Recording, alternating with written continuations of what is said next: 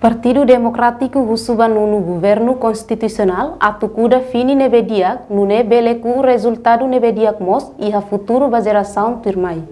Deputada bancada PD Maria Teresa Guzmão, hato assunto ne banhira halo intervenção e a discussão ba programa nono governo e a loron da rua kniang. Quarta-feira loron sanolo recensia fulan julho tinang ne e a Parlamento Nacional.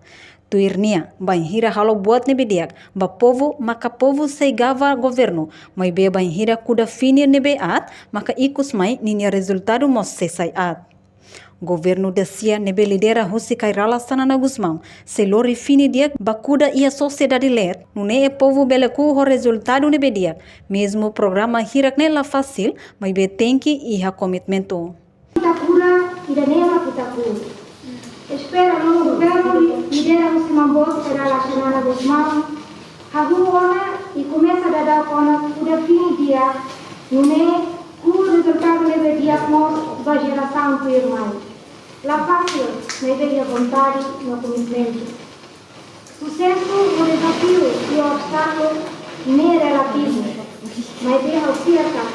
História é tudo ona, cada pessoa, grupo e a geração ira tem moço a torrá-lo mudança.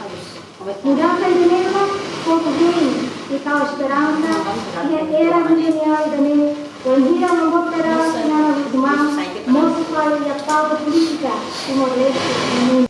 Também, niamos na fating husuba bancada oposição. Tem que sair oposição nebe construtivo, hori apoio malo, ba princípio nacionalismo e a Timor-Leste, não sai controle social, ho crítico construtivo, no eficácia. Imelda Fátima Cardenho Alves, Televisão Timor-Post.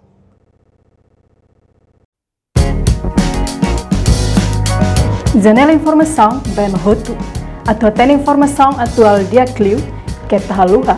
Anehan botão subscribe, like, halo, comentário, no faz tu também mídia social Roto.